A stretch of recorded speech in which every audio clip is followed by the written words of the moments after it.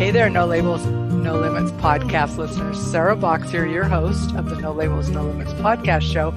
I'm really looking forward to sharing today's guest with you because Ann is somebody that I have known almost a year now, but have worked with in various aspects, both on my own business, but then watched her work with other people. So I know she has a lot to offer, and she's very fun and energetic. But I'm going to tell you a little bit about her background first.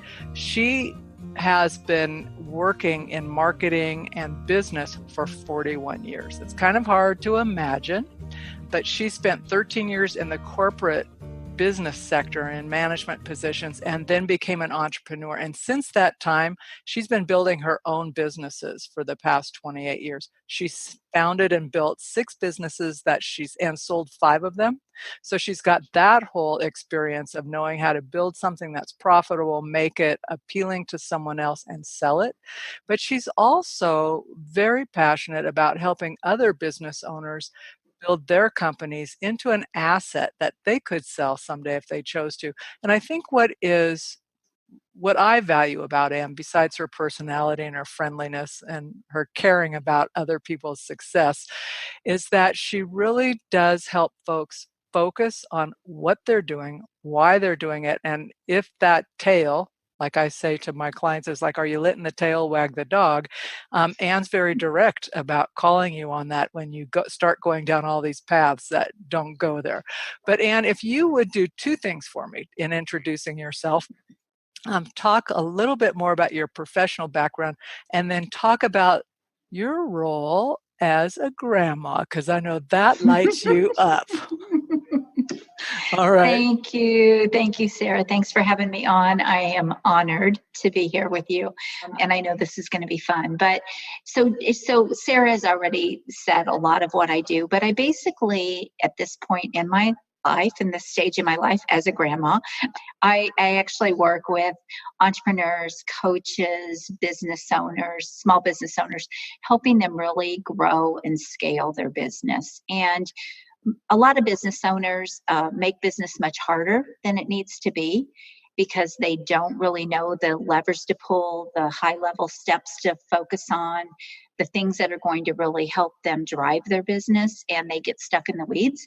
And so my favorite thing to do is get them really focused on the things that are going to make the biggest difference in their business, not just financially and profitably, but give them the life they want and freedom from their business. So it's no fun if you're a slave to your business, right?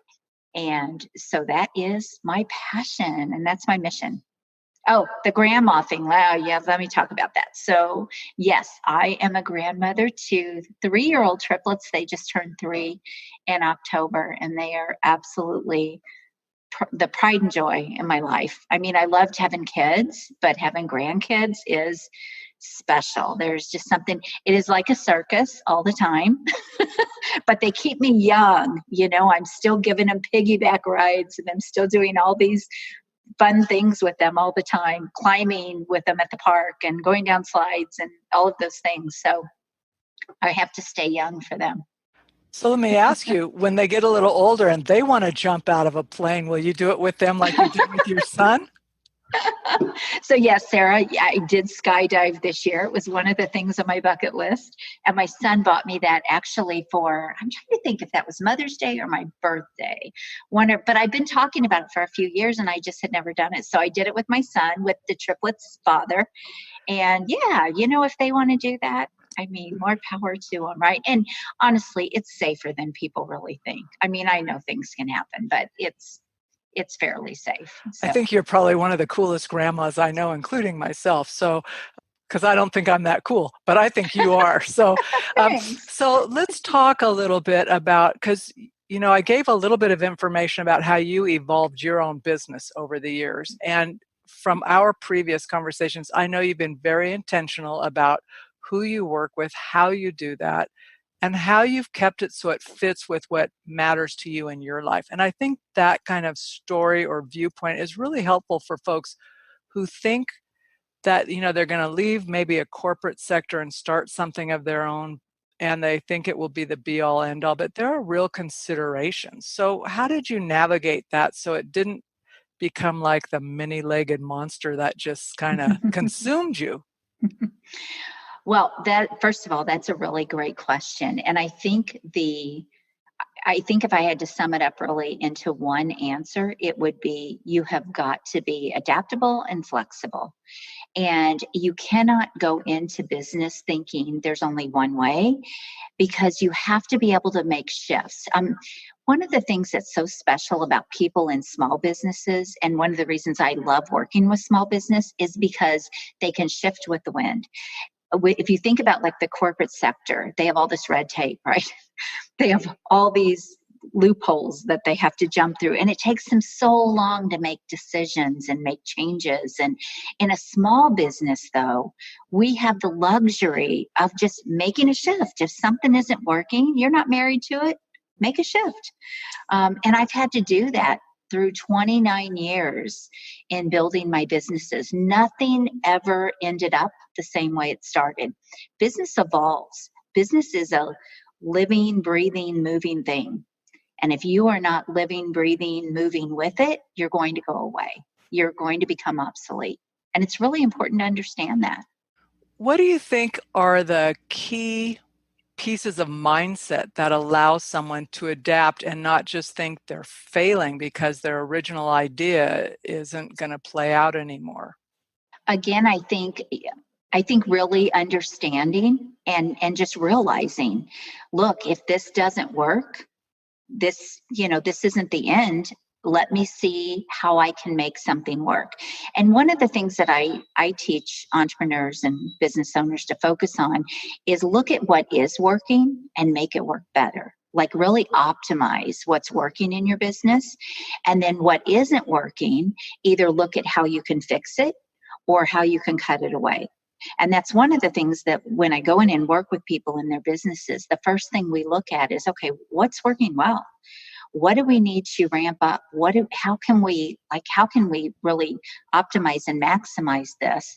And then let's look at what isn't working so well. Sometimes they don't even know, Sarah. Sometimes we really have to break it down and look at the numbers and see what's working and what's not working. But most of the time they do know. But if they just focused on, do we even need this to work? Or is it just something that's draining us or weighing us down? And if we focused all of our attention on what is working, how much better could we be? How much more could our business do? So that's a very much strength-based approach to focus on building the assets side versus trying to shore up all of the deficits. You are absolutely right. Now, some things we need, right? There are always going to be weaknesses in every business that you can't just cut away. For example, if your people are not, your sales team is not performing, you can't just cut that away. Right? You have to make that work. So there are certain aspects in business, but again, it's about the high lever things and the high leverage areas that you need to make work. And most other things are just noise. And they're just they get people stuck in the weeds. So there's just so many things all the time that go on in business that business owners tend to focus on, or putting out fires. They just tend to focus on those things when really a lot of those things aren't even that big of a deal if they just focus their energy on the things that are going to make the difference in their business. And again, sometimes you have to fix things, sometimes you have to fix weaknesses, or you have to bring in people that can do that for you or be that strength. But at the end of the day, there really are only 5 or 6 areas in business that are even going to matter. Give me an example. Can you, what are those areas that matter? Sure. So your sales, obviously, your marketing, your product or what you are delivering obviously has to be premium, or you have to be at the top of your game, customer service, those types of things. Your prices, a lot of times business owners are not pricing in the right way, or they're not making enough sales. So those are all, so sales can be a few different areas. It can be conversion, where you're not converting enough sales. It can be that you're not increasing your sales. So that sales can, there can be a lot of areas. Obviously your team, your people, your processes and your systems. Your processes and your systems are the things that are going to keep you from putting out fires over and over and over again, the same fires. over and over again. And it's going to help you leverage your time and what you're doing in your business. And it's also going to be something that can help your team be successful. And then finally, profitability and cash flow, the money, the financial side of a business. Those are really the main areas of business. Everything else is, again, just really isn't really relevant. We hope you're enjoying today's episode, brought to you by the Strategic Vision Mastery Quiz, a quiz designed to help you know how you're doing in the 8 areas of strategic goal achievement. Just hop on over to sarahbox.com to access your free quiz, and in just 5 minutes you'll have your results with links to valuable tools and resources to help you advance to your next level. It's all free, no strings attached, no kidding. And if you find the quiz helpful, please share it with others, friends, colleagues, co-workers, because when one of you succeed in life, all of us benefit. Now back to our interview. So when you start working with someone, do you find that there's an area that people tend to gravitate to or away from, like they're more reluctant to look at one area than another? Oh, that's a great question. So everyone thinks that marketing is the answer to more cash flow, to more sales, to more profitability, to more growth. They always look outside. They always look at marketing as the answer, and sales. Now, if we're talking about like entrepreneurs or coaches, they tend to shy away from the sales thing. They don't like it, right? Business owners, though, are very different. They're very driven towards sales. So it really depends on the target or who I'm working with. But marketing, everyone thinks marketing is the answer to their prayers, and it's going to save their business. Now, don't get me wrong, marketing is super important, but for most businesses, especially when they get to a certain level, if they don't optimize and maximize what they're already doing in their business, marketing isn't the answer, for example, for a lot of situations. So when I go in a lot of times to do maybe a business turnaround, marketing is not necessarily their answer. If they are spending money to bring revenue in the front door and they are leaking money out the back door because of the things that are going on inside of their business, no amount of volume is going to save them or help them. And so a lot of business owners don't realize this, and they don't look at their business in that way. So it's interesting, you differentiated business owners from coaches, which we're all business owners, but I wanted to think about that, because when I think, this actually is a follow-up on a conversation I had recently where someone said we don't often differentiate between a business owner and a business doer. Like so I'm a coach or a consultant and I'm in the business, right? If I'm not in that business, there is no business, because I'm the generator, right? If you think about it that way. But when you're talking about a business owner and the systems and all of the, bringing it in the front end, back end, there's actually a place at which that business owner could step out and the business would continue to run for a time. Maybe, do you see what I mean? The distinction? Oh, I definitely know what you mean. So I was just wondering, so it made me think about that. Like, so do you see that as like a mental block for someone who sees themselves as the primary deliverer of their services and are so identified, for instance, with the brand that they don't want other people involved, or to create systems that would allow more flexibility for themselves? Well, I mean, this is such a great conversation, because this is something that I really, really talk a lot about to coaches. So, getting into businesses and founding businesses for myself, I always had a passion for what I was doing, and I loved what I was doing. And so I got into those businesses until later when I really understood business. I got into those businesses thinking I wanted to do my thing, right? And so there's a difference, Sarah, in being a job owner and being a business owner. And so I talk about this all the time. So I highly recommend that it doesn't matter what kind of business you're in, you need to build a business, especially it does come down to vision. What is your vision? What do you want for your business? You need to look at the the end goal, and you need to basically reverse engineer and make decisions that are going to help you reach that end goal. But one of the things that I talk about is, for a lot of coaches, they don't even really think of their business as a business, but it is. And the danger, even in my business, I have a team behind me. And my goal is to continue to grow and build my business just like I have the others. That if I want to step out, if I want to exit, if I want to sell it someday, that I can do that. And I highly suggest to people, or at least open their mindset to think about their business like a business. Because here's the thing, Sarah, what happens if you're the everything in your business? You're the only person delivering, you're the only person doing all of the moving parts, but mainly delivering your thing. What happens if you get sick? What happens if you have something go on in your life that doesn't allow you to do your business? Your income, your revenue, all of that just stops. Your business basically goes away, right?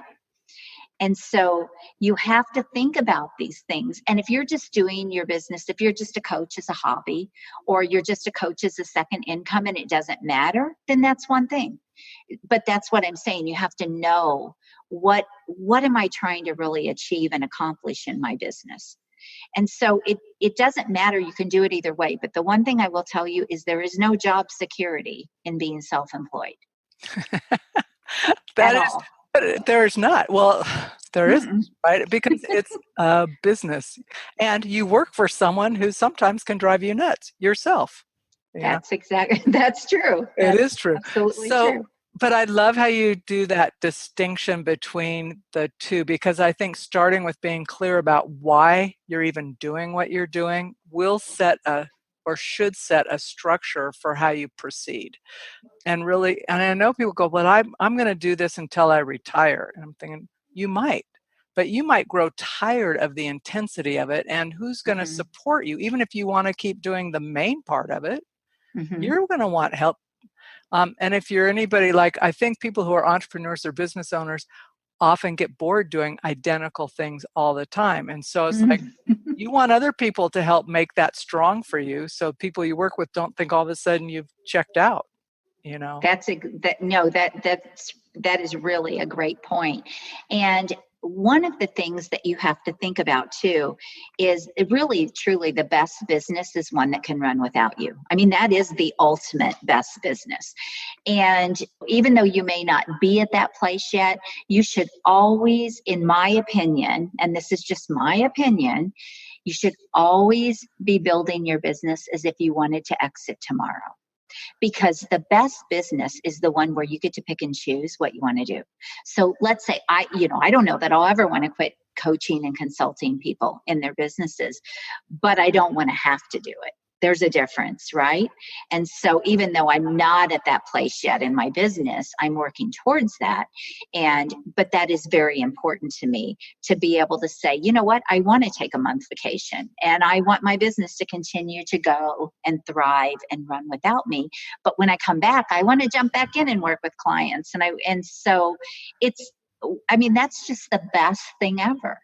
It's kind of fun. I know we do, our little tiny small team had our start of our business stuff for 2020. We've actually been having conversations, but I said, well, here's my goals. By the end of next year, you all are going to be doing this for a month without hearing from me. Everything will either be redone, you'll be able to do it. And there's like a little bit of silence. And then it's like, okay,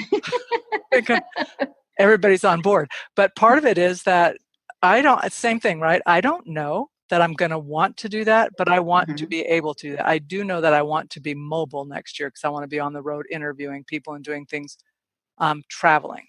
So that means someone's got to be minding the store, if you will. Yes. So absolutely. I love that you make that distinction, that you have the ability to do it, whether you choose to or not. And it's freeing when you start thinking that could be that way.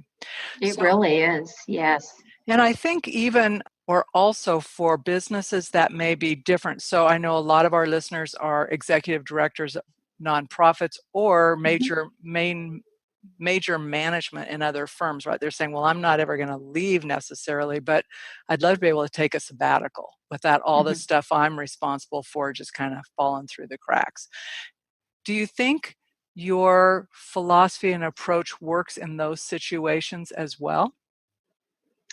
Yes, I mean, I think so. I think that anytime, and I just let me make sure I understand the question. So, we're talking about nonprofit biz. So basically, we're talking about businesses, even though they're Yep. nonprofit.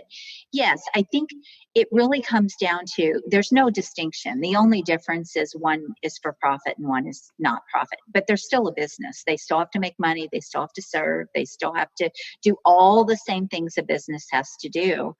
And so I think it's the same thing. You have to really make sure that you've got the team in place so that it's not dependent on one person, because the most dangerous place for a business to be is to be dependent on one person.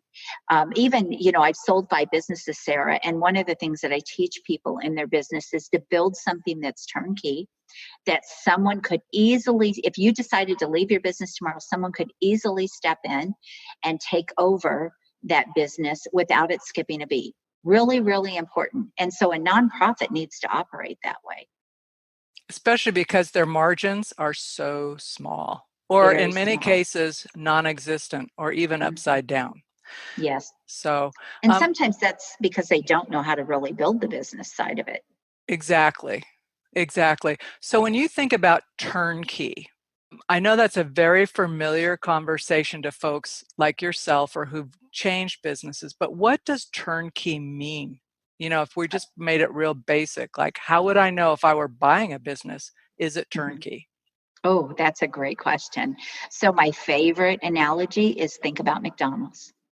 Think about McDonald's. Nothing is left to chance. Everything that they do is systematized. Everything that they do is if they can teach 16-year-old kids to run those businesses and make billions of dollars, Sarah, we've got it. We have a prayer for our business, right? So think about nothing is left to chance. Even pulling the lever on the ketchup to go on the hamburger, everything is measured and tracked and put into systems. That's turnkey. So when I sold my businesses, the new owners were able to always just step in. The customers were still there, the staff was still there. They just had to kind of get trained in the business, but nothing skipped a beat. The revenue was still there, the money was still there. In fact, a business that is dependent on the owner or on one person in a business is not even something that's really saleable. Um, so, So I'm just thinking about how difficult that might be for someone to think when you're building in that way, regardless of the type of business, there's that challenge with the ego, right? Like if I make this so turnkey, what if they boot me, right? Like someone comes in, and especially if I'm not the owner, right? mhm. Am I making myself obsolete? Is that only a mindset thing, or do you ever have folks that you encounter that when you're working with them? Well, I think anytime you're in your business working out of your passion, which all my businesses were like that. And so I get it. There is a point where you're like, oh, I don't want to turn over this control to somebody else because I'm the best. Because let's face it, we think we're really good at what we do, right? And we and we love what we do. So yeah, we don't want to turn that over to someone else. I mean, but here's the thing, that is an ego thing. It truly is an ego thing, because it does not mean that other people cannot step into your shoes and be as good, if not better. And again, it comes down to, do you really want to be a slave to your business and be the only person that business is dependent on? I have done both, Sarah. I've been in both places in all of my businesses. When you start out, it is just you and you're just getting things going and all of that. And you have to really get yourself past, okay, this is all about my ego. But here's the thing, if you think about it like I'm going to duplicate myself, because you're creating the systems and the processes and you're teaching people your thing or how you do your thing, that's a turnkey thing, right? But that's also getting past that. You have to get over the control piece, right? But it really is about duplicating yourself. If you truly are the best, then you're the best person to duplicate yourself. Does that make sense? It makes perfect sense. And it's very freeing when you realize if you can duplicate yourself, Mm, right?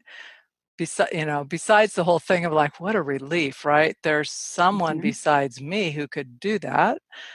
For me, when I know that I'm not the only one, that just opens up this space for thinking differently about what could we do? Where could we add more value? How could we do something even bigger or better that you Mhm. can't think about when you are like just grinding it out to get it Right. done?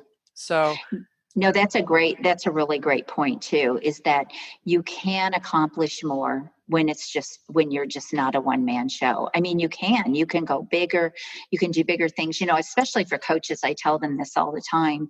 You have a passion and a heart to help people. But look, if you're not profitable, if everything's dependent on you, if you like you said, you're just grinding it out all the time, there is nothing, Sarah, that can suck the passion right out of you any faster than being in that place for very long. I mean, that's just the reality. Everyone burns out. We all get tired at times. We all have times where we want to step back or we just say, I just don't want to do this today, right? But if everything is dependent on you, you don't have a choice. And so really, again, the best place to be is to not be in that situation and be able to pick and choose. yep. But you can accomplish so much more if it's not just you. And for me anyway, it's a lot more fun. Oh, it is. And It's it's a lot more more fun fun. working with people. I mean, it's so much more fun for me to have a team and instead of just flying solo and doing everything myself. And trying to wear all the hats it's not a fun way to do your business anyway. I don't care what anyone says. They're big fat liars when they say That's that. right. That's right. That's right. So, going into 2020, and one of our businesses kind of themes for the year is practical and tactical. So it's really important for me. I always need to understand the rationale. What's the thinking? How did the evolution come that we're in this space around business? What have we learned? But then it's helpful to have like something practical or a tactical way to change either how I'm thinking or operating. And I'm wondering if you have some recommendations you might make for our listeners as they think about their businesses going into 2020 that could set them up for maybe even more success than they're already having.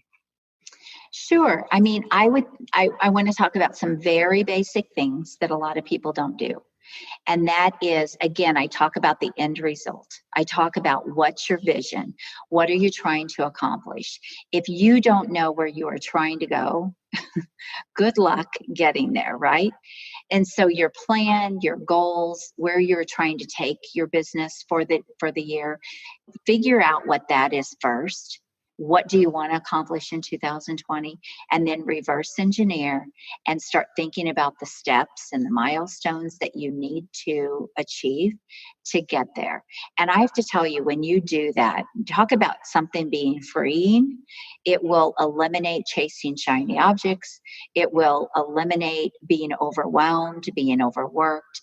When you only can focus on going one direction, it makes your business so much more enjoyable, and it's easier to make shifts. It's easier to course correct. If something isn't working, then what can I do to make it work? But you don't take your eye off the goal. You don't take your eye off the ball, and you just keep making those little shifts. It's a lot easier to make small shifts than it is to go chase a new shiny object. Does that help? Yeah, that's perfect because you keep the goal and you adjust the strategy. That's exactly Yeah. right. No. And the tactics. Yeah. Yes. Mm-hmm.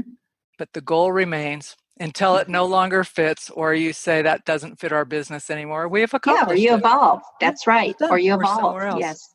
Yes, absolutely. So, Ann, what is up for you in 2020? And where can people find you? Because I know there's going to be people who want the answers to both of those questions. Well, thank you. I appreciate that. I have some very exciting things going on. I am going to be, number one, I'm going to be doing some more speaking. So that's on my list for 2020. But I have a brand new book coming out. So this will be my third book. And this one is specifically for coaches, consultants, service providers who want to be in the coaching or consulting space. So the name of it is Expert in You. And you know, Sarah, that I teach people how to package up their expertise and build an entire coaching or consulting business around it, or a service-based business around it. So it's Expert in You, build a lucrative and impactful coaching and consulting business with your expertise. So that is actually going to be released here probably from the time we're doing this podcast, maybe in the next week or 2 weeks. So that will be kind of my strategy for 2020 when I go and speak. That's going to be kind of what I'm promoting to really help people who maybe want to leave the corporate sector and get into their own business, even if that's another income stream or another thing that they want to add in their life, or people who are already in the space that want to really explode that and go bigger. So that's kind of my big thing for 2020, and I've got some new programs that I'm doing around that as well. So That's exciting. I'm very excited about it. Yes. And then I will never quit working with small business owners. So my thing is, I help people make 6 to 7 figure high profit leaps in 12 months or less. And so that can be small business entrepreneurs, coaches, consultants. But then I help people really build a lucrative and impactful coaching and consulting business too. So I kind of have 2 sides of my business, actually. You're multifaceted. So well, I started in one before I got into the other. Oh, there's a good tip for everyone. Get one thing working first before you add on another area or another main area. That is a good thing, right? Get solid before you start expanding. Yes. So where can people find you, Ann? What's the best place to connect with you and see what you're up to? Well, you can definitely find me on LinkedIn or Facebook, either one of those places. But you can also go to annlcarden.com, or you can go to, I actually have two websites. I have one for small business owners and one for coaches. Another tip for you there, keep it separate. Or you can go to anncardencoaching.com. Okay, we'll put links to all that in the show notes for you. And I would have a request of you, maybe 6 months after your book's out and you've been out on the road and doing your thing, would you come back and update us on what people are, how they're reacting and some takeaways people are getting from all of your knowledge and expertise? I would be honored to do that. Thank you. Absolutely. Well, my goal is to always have fun working with people I respect and who are doing good things in the world. You check all those boxes. So I just wish the best for you. I know it's a big deal launching a book, and you're going to have so much success. But thank you for being our podcast guest this weekend. Sarah, thank you for having me on, and it's always so much fun to catch up with you and reconnect with you. Well, that's it for this week's edition of the No Labels, No Limits podcast. We hope you liked what you heard, and if you did, we ask that you go over to iTunes, Stitcher, Spotify, or wherever else you listen to the podcast and leave us a rating and review. If you know someone who would enjoy this podcast, please be sure to share it. And until next time, have a great week living a no labels, no limits, and no excuses life.